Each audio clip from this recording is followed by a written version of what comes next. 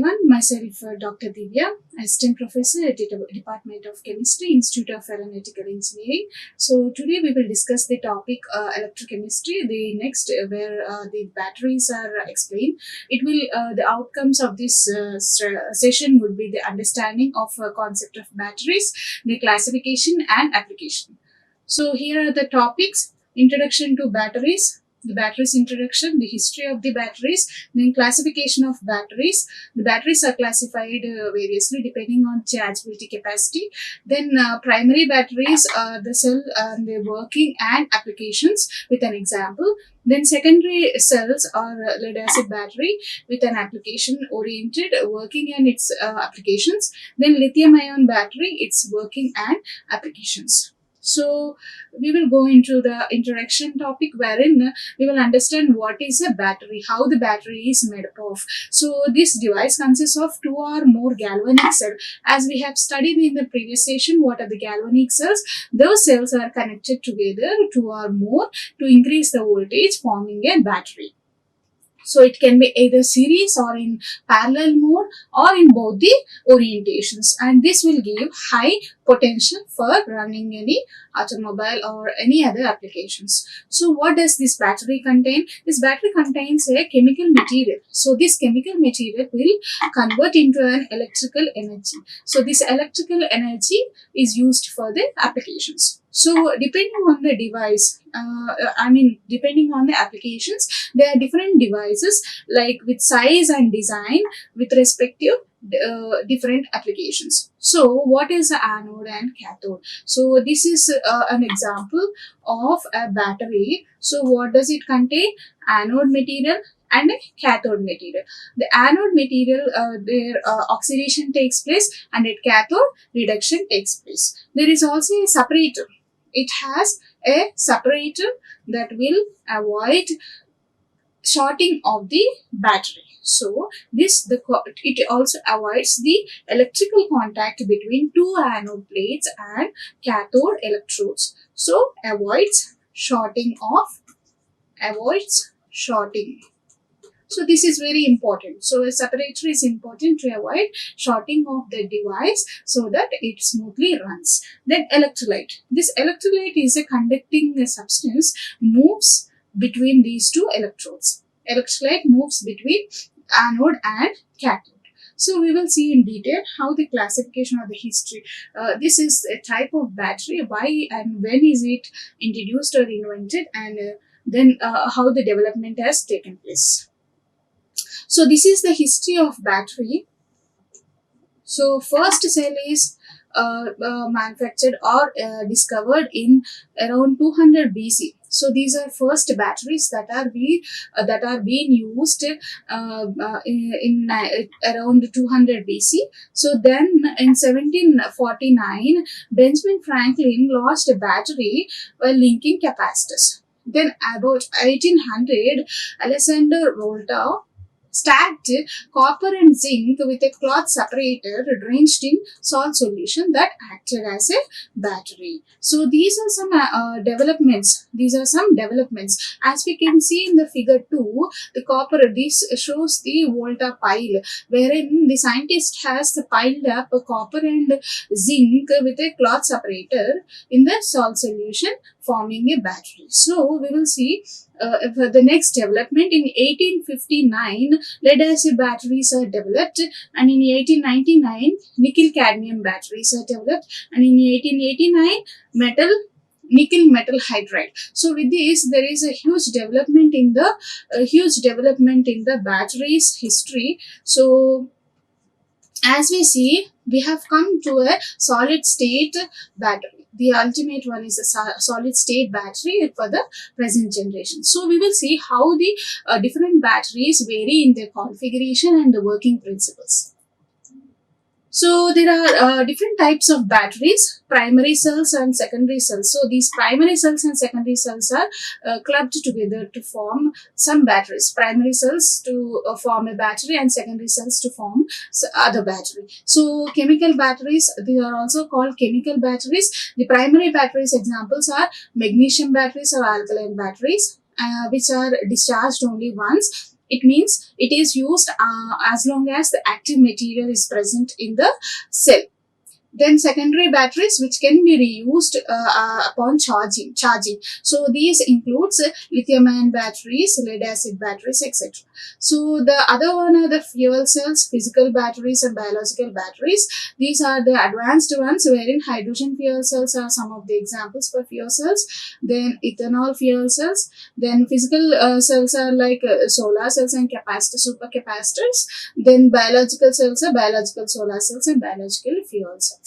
So with this, we will go into the details of primary batteries, how they are developed. The potential of a battery is to use the free energy of active material as long as present in the battery. This forms the primary battery. This forms the primary batteries. So it has some active material or the compound wherein chemical reactions takes place. That is the redox reactions that takes place, and as long as the reaction takes place, there is charging that is being used. I mean, the discharge is happening that can be continuously used for the applications. So these cell reactions are not reversible. So irreversible. It means the reaction cannot be there is no backward reaction and cannot be recharged. So examples are dry cells like zinc manganese dioxide cell. So we will see in detail how the development happened for the dry cells. So dry cells are invented in 1860s, which is commonly called as a Leclanche cell. The common name is dry cell. So it is also called Leclanche cell. So this is the schematic of a dry cell. Schematic of a dry cell. So it is mostly used for the household applications like the TV remotes, clocks, and other devices. So these are most widely used for household applications. So in such cells, what happens? The zinc container itself acts as an anode, and then the carbon rod acts as a cathode. So this container in the gray color is the zinc, made up of zinc. So zinc is acting as an anode, and the black one is the cathode. So this cathode is nothing but the carbon rod that acts as a cathode. So then a powdered mixture of manganese dioxide and carbon is placed around the cathode. A powder of manganese dioxide and carbon together is filled beside the cathode, that is also called as cathode mix. So here is the mix that is filled just after the carbon rod. So the space left between the container and the rod are filled with moist paste of ammonium chloride and zinc chloride. So this is also called as electrolyte paste, which is filled in between the container and the rod. Between the container and the rod. This pink one is the electrolyte paste that is filled between the carbon rod and the zinc container. So we will see how the working would takes place. These are various reactions that will happen. So the redox reactions. So when the battery is dismantled, as we see in this figure, the battery after dismantling, the outer cover is stainless steel. However, this is the zinc container. This is the zinc container. So the redox reaction that takes place are at anode. At anode, what happens? The zinc, the container. Zinc, as we know, it is highly reactive. It will oxidizes and forms Zn2 plus ion and gives off 2 electrons. This is the zinc container. And at cathode, what happens? These 2 electrons are consumed by the cathode mix, that is ammonium, and forms ammonia and hydrogen gas. Then this ammonia will combine with zinc plus 2 ions and form a complex, that is zinc ammonium complex. Then the hydrogen that is evolved will react with manganese dioxide and form manganese oxide and water in aqueous state. So these are the reactions that takes place at anode and at cathode. cathode. So the overall reaction will be like upon balancing and combining it anode and cathode, the overall reaction will be like zinc plus ammonia and manganese dioxide will give rise to this complex, and then manganese oxide and water. So the potential of this cell will be like around 1.5 volt. So therefore, as the potential is very low, the E cell is low, these are used for smaller applications that requires less voltage. Okay, so this is the reaction, that is irreversible reaction, that is taking place during the usage of dry cells.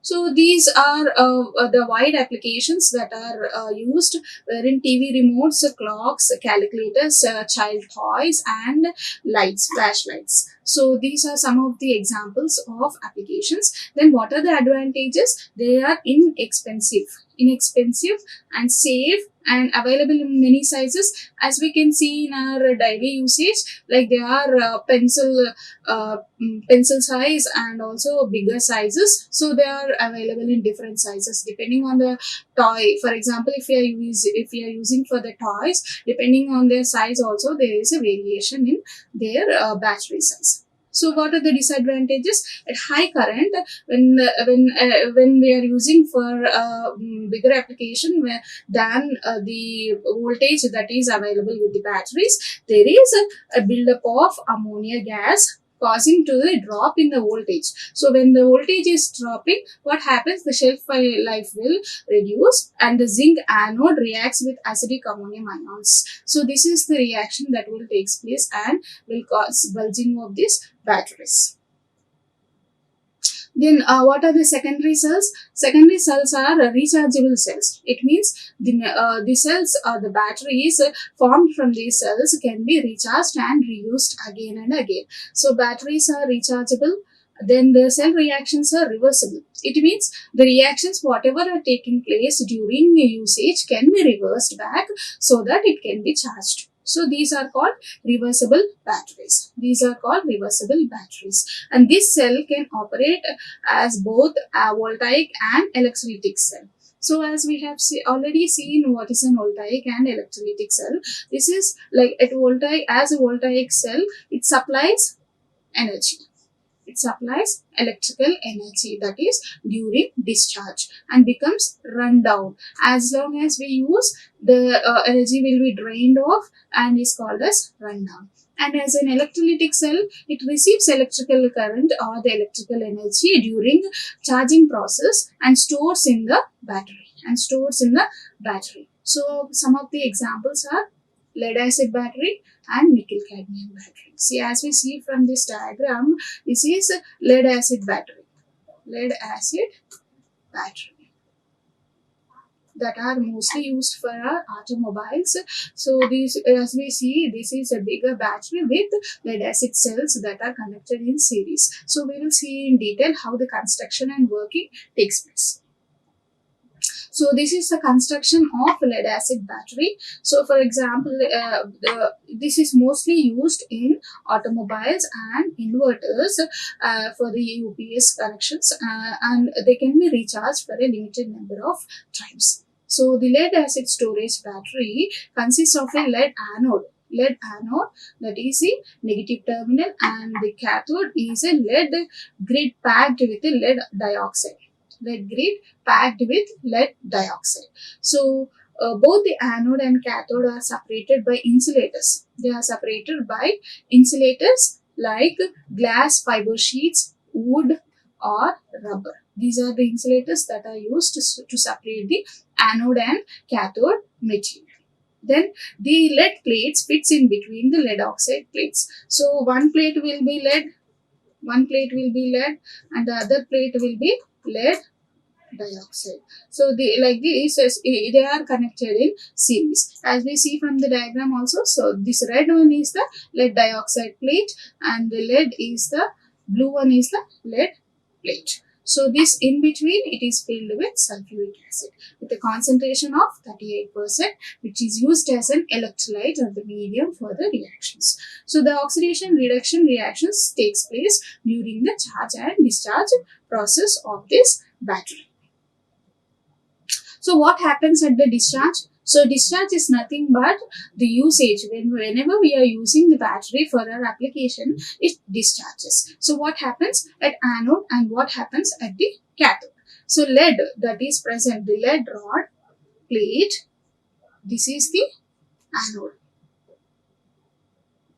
This is the anode. So what happens? The lead is oxidized to lead 2 plus ions, which further combines with sulfate ions from the aqueous sulfuric acid. So what happens? This lead is converted to lead plus 2 ion.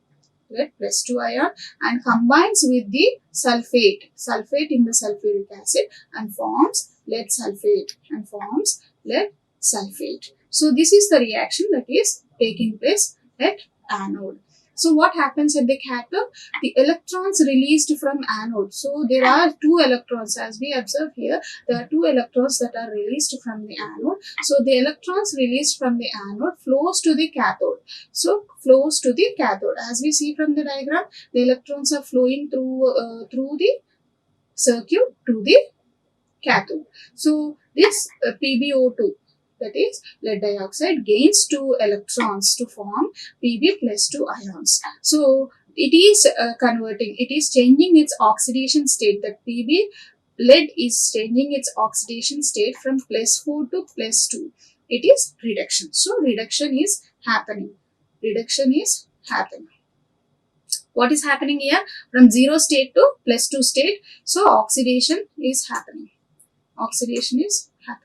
Here reduction is going to take place. So the lead plus 2 ions combine with sulfate ions again present in the aqueous sulfuric acid. It combines with the sulfate ions and forms lead sulfate The overall reaction is same, like it will form lead sulfate both at anode and cathode. However, the lead plate and the lead dioxide plates are placed so that it undergoes oxidation at anode and reduction at cathode. So ultimately, there is a formation of lead sulfate in both the cases. So the overall reaction will be lead plus sulfate ion.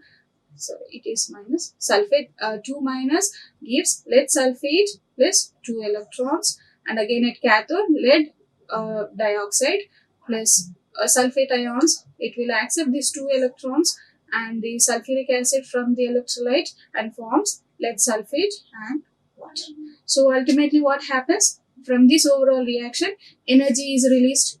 See, this energy is used. For applications. So both at anode and cathode, lead sulfate is deposited. So what happens when we are using continuously? This lead sulfate keep on depositing on anode and cathode. So this will ultimately stop working. So what happens when it is stop working? The recharging should be done. Recharging of the battery has to be done.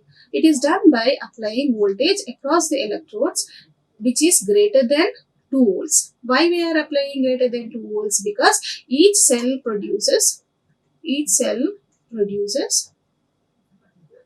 volts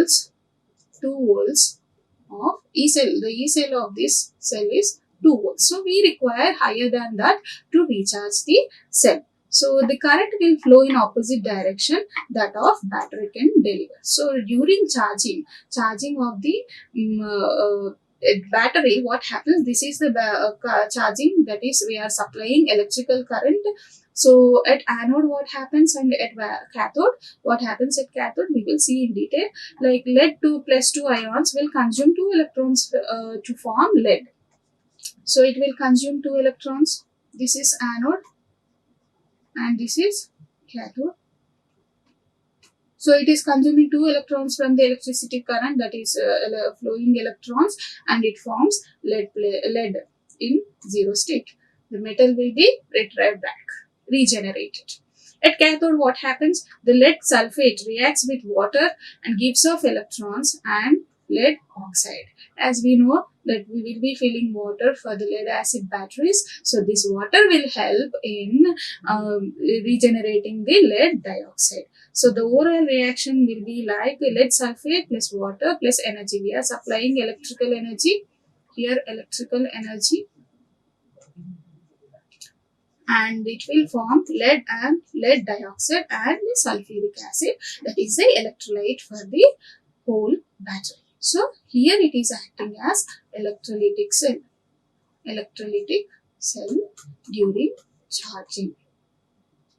Then what is the maintenance that has to be done for a lead acid battery? If the lead acid batteries are properly maintained, they can be used for longer periods. So we have to avoid over discharging of the battery. We should not keep the battery running for until the material is being used or the deposition is too much for the electrodes. Then maintain the electrolyte at proper level. There will be a level for the electrolyte in the battery, so we have to maintain that level. So as we see from this figure, here the mechanic is filling water into the battery so that it will maintain the electrolyte level. Then keep the battery clean. So brushing the battery is very important. Like we have to clean the battery with brushes so that the terminals are not corroded, and keep it clean so that it can be worked for the longer periods. So the uses of the battery, if we see, applications are like wide applications in cars and buses, automobiles. Any automobiles will be using lead acid batteries since decades. Then it is also used in gas engine ignition, telephone exchanges, hospitals, UPS, uninterrupted power supply. So and these are some of the important applications. As we see from this, there are also some telecom towers, then solar power, where the energy can be trapped into the batteries and can be used during nights. Then wind power, any power that is generated from natural sources is only available during daylight, which are using daylight, or only when the resource is available. They can be stored in the batteries and used when there is no resource or the daylight. So next are the lithium-ion batteries. The secondary cells also contains a lithium-ion batteries, that is advanced batteries. So this is also a rechargeable battery. Why we have to really consider the lithium-ion battery? Because it has very good specific energy. See, as we see from this plot, lead acid battery is lying below. It means it has less specific energy and less power. And we always prefer to work with better specific energy that can deliver and with high power. So that is why the lithium ion came into existence. And why we are not considering the lithium metal? Because it is highly reactive, so that only lithium ions are taken for the applications. So we will see in detail how and why the lithium ion and the lithium metal is considered. So lithium ions, reversible reductions of these lithium ions will help in storing the energy. As we know, the lithium is the lightest of all metals, so has greater electrochemical potential and provides high specific energy per weight. So it also helps in forming less space. It can occupy less space and also has high specific energy that can be used for wide applications. So these properties make lithium the potential to achieve high energy and power densities in high density battery applications such as automotive and standby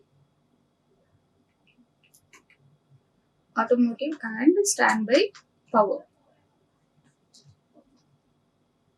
So as we see, this is the battery that we use. This is a lithium ion battery, an example for the applications. So let us see the construction of lithium-ion batteries. What happens? Like there is an anode and a cathode. So anode is a carbon compound or graphite. Anode is a carbon compound or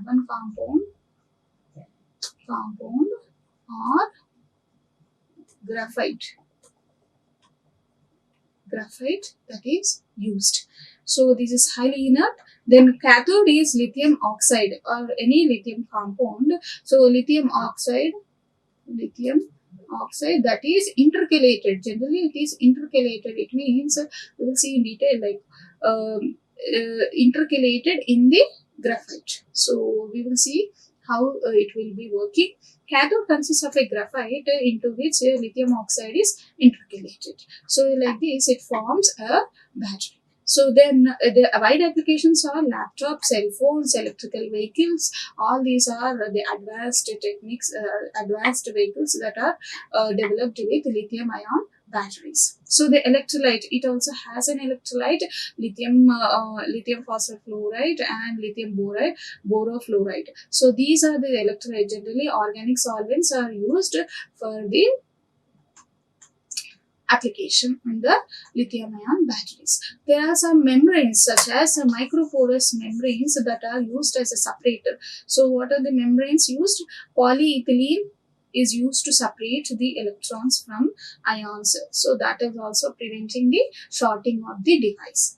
So this intercalation, what I said before, is the intercalation. For example, if we have carbon chain like this in the graphite, there will be intercalation in between lithium ions are present. Lithium ions are present. So these are intercalated in the interstitial spaces of the graphite sheets. So this will keep the smaller ions in the interstitial spaces of the graphite crystal. So this graphite crystal contains lithium ions, that is, they are active in moving. So these are some of the reactions that will take place. So let us see the discharging reaction. What happens at the discharge when we are using the lithium-ion battery in the application. So during discharge, an oxidation half reaction at the anode produces positively charged lithium plus ions and negatively charged electrons. So what happens during discharge? There are production of positively charged lithium ions. Positively charged lithium ions are produced. So and negatively charged electrons are produced. So these lithium ions will flow through the electrolyte. Lithium ions will flow through the or move through the electrolyte, and electrons will move through the external circuit. Electrons will move through the external circuit. So as we see, here the electrons are moving through the external circuit. So, and they recombine at the cathode in the reduction half reaction. Here is the cathode. These electrons will recombine here. So, during discharge, the electrons from the anode to cathode flows through the circuit. That is an important point where we have to consider. The electrons will move from the anode to cathode. Anode to cathode. So, at cathode, the cobalt oxide will combine lithium ion, and the electrons will combine and form lithium cobalt oxide. So these are the compounds that will be forming. And then at anode, lithium intercalated in the graphite will give lithium plus electrons. As we have seen previously in the above, lithium and electrons, and the graphite C6 is graphite as such. So the overall reaction will be lithium in the graphite plus cobalt oxide will give rise to lithium cobalt oxide and the graphite as such. So these are the reversible reactions that are taking place. So what happens during discharge?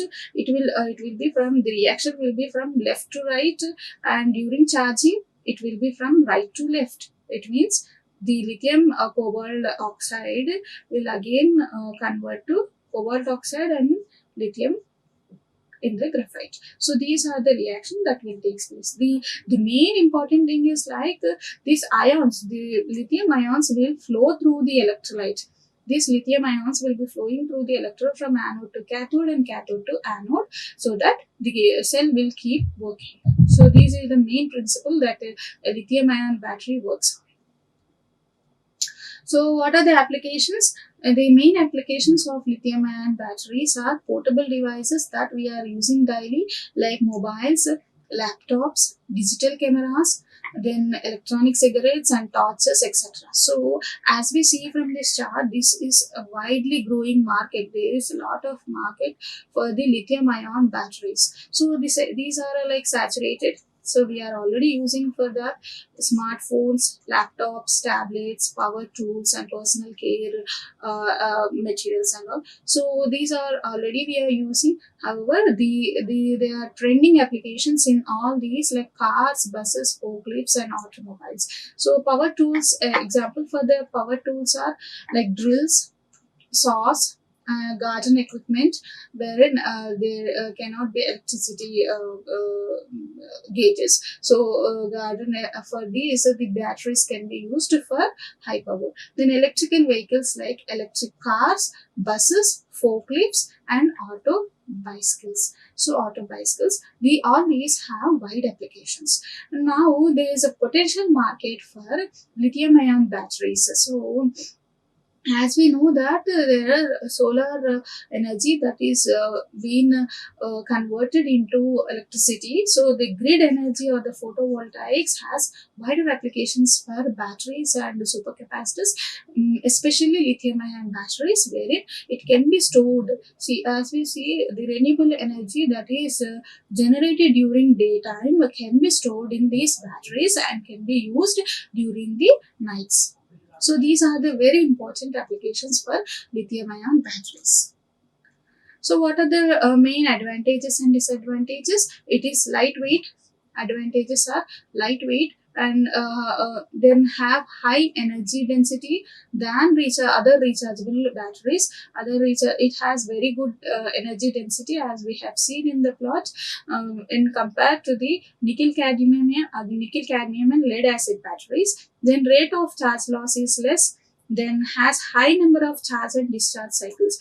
So before any application of a battery, we generally test at lab scale the charge and discharge cycles. So this has got very good charge and discharge cycles with a great number that can be used for a longer time and need not be discharged completely. So this battery need not be drained off completely to recharge. Even if there is 1 or 2% of charging, we can for example, like for mobile phones, we need not wait until the charging is zero. So even if it is 20%, 10%, we keep on charging the mobile. So that is what we need not discharge completely. Then operates at high voltage than other rechargeable batteries. So it has got very good voltage so that it can be used for higher applications like buses and cars. Then disadvantages involves bursting. So when there are unusual reactions that takes place, it can cause bursting. Then costly compared to other batteries. It is costly when compared to other batteries due to which lithium metal that we are using, that is a scarce metal in the earth crust. Then also the cobalt. Complete discharge damages the battery. So as we know that we generally don't discharge the batteries completely because it will get damaged. Extremely sensitive to high temperatures. So as we again an example of a mobile phone, if we take when we are using in sunlight, daylight, when it is getting heated up, the phone will hang up. It means it is very sensitive to high temperatures. Then a very short lifespan and not available in standard size cells. It means for smaller applications and all, some standard sizes are not available. So these are some of the disadvantages. But however, when we look at advantages of this for larger applications, we generally prefer lithium-ion batteries because lithium-ion batteries because if we produce e-cars or e-buses, that will reduce global warming as no pollution. Pollution will be reduced. So with these advantages, we use lithium. We prefer, and there are a lot of research going on lithium-ion batteries for advancements. Thank you. Thank you so much. Like, share and subscribe. Hit the bell icon for more updates.